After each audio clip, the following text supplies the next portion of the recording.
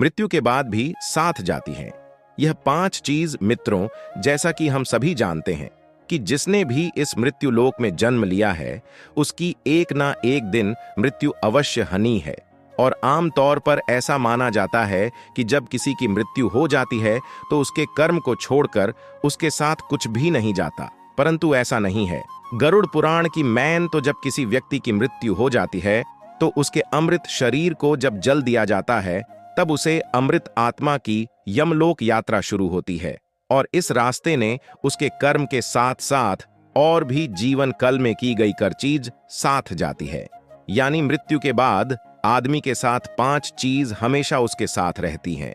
और जब उसे आत्मा का पुनर्जन्म होता है तो यह 5 चीज उचित समय आने पर आत्मा के साथ फिर नए शरीर में प्रविष्टि हो जाती हैं।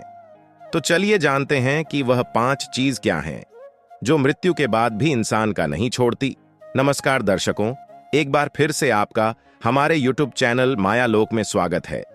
गरुड़ पुराण में जिन 5 चीजों का उल्लेख किया गया है उसमें सबसे पहले है कामना। गरुड़ पुराण की मैन तो पुनर्जन्म के समय कामना मनुष्य और दूसरे जीवन को फिर से नए शरीर को धारण करने में सहयोग करती है।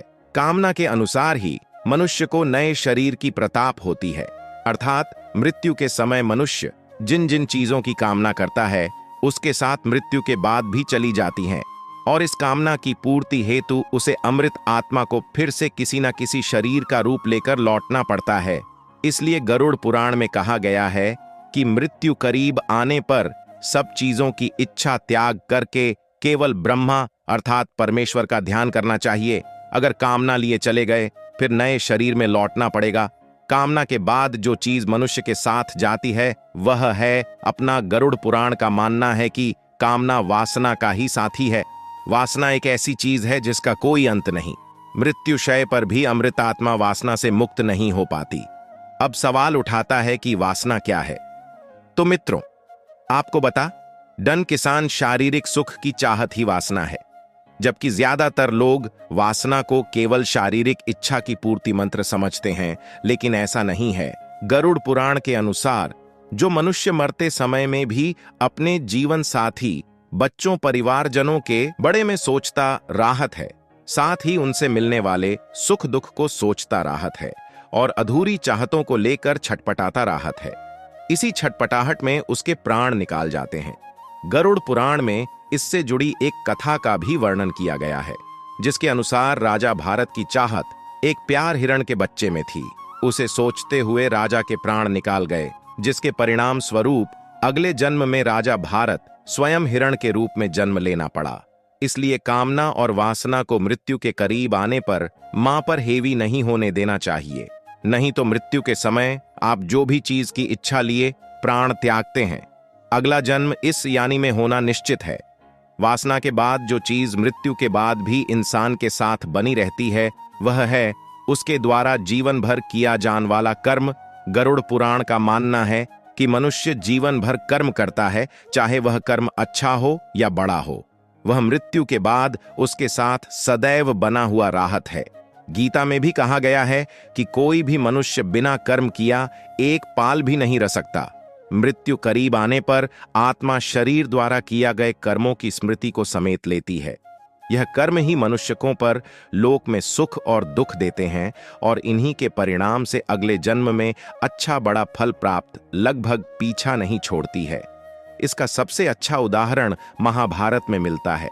बाघों की शय पर लेते हुए भीष्म ने जब श्री कृष्णा से पूछा कि मुझे ऐसी मृत्यु क्यों प्राप्त हुई, तो श्री कृष्णा ने उन्हें 101 जान पूर्व की घटना याद दिलाते हुए कहा कि 101 जन्म पूर्व आपके कर्ण एक कर कहते कि मृत्यु ऐसे ही हुई थी, इसलिए आज आप बाणों की सैया पर पड़े हुए हैं।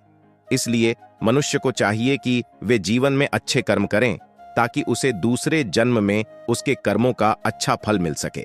कर्म के बाद गरुड़ पुराण में कर्ज का वर्णन किया गया है, जिसके अनुसार इंसान को चाहिए कि यदि वह जीवित रहते किसी से कर्ज ले तो उसे करने से पहले जरूर चुका देना चाहिए, क्योंकि लिया गया कर्ज और दिया गया कर्ज दोनों ही जन्म जन्मांतर तक पीछा नहीं छोड़ना है। गरुड़ पुराण में बताया गया है कि कर्ज लेकर करने पर कर्जदाता जब परलोक में आता है तो अपना कर्ज का वापस मांगता है। उसे समय यह कि दूध कर्ज लेकर करने वाले का मांस काटकर कर्जदाता को देते हैं, लेकिन कर्ज का बोझ यही नहीं उतरता। अगले जन्म तक में भी कर्ज पीछा करता है और उसे किसी न किसी रूप में चुकाना पड़ता है।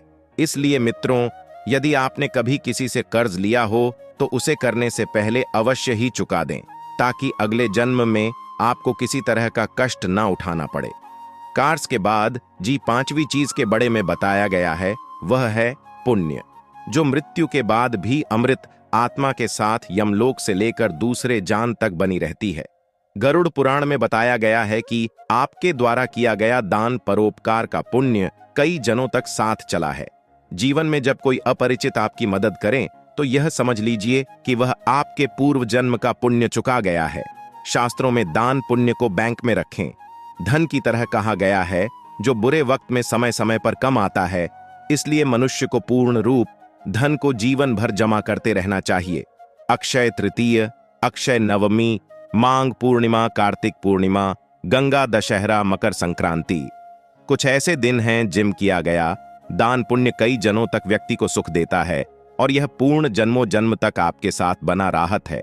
इसलिए मित्रों, मनुष्य रूपी जीवन में गरुड़ पुराण में बताए गए इन सभी चीजों का खास ध्यान रखें, ताकि मृत्यु के बाद आपको सद्गति की प्रताप हो।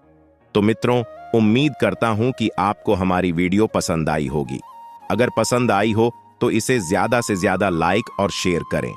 साथ ही अगर आप पहले बार हमारे चैनल पर आए हैं तो हमारे चैनल शुभ भक्ति ज्ञान यूट्यूब चैनल को सब्सक्राइब कर लेने। आज की वीडियो में इतना ही। आपका बहुत बहुत शुक्रिया वीडियो को फुल देखने के लिए। और आप भी कृष्ण जी के भक्त हैं तो कमेंट बॉक्स में जय श्री कृष्ण जी लिखना ना भूले। धन्यवाद।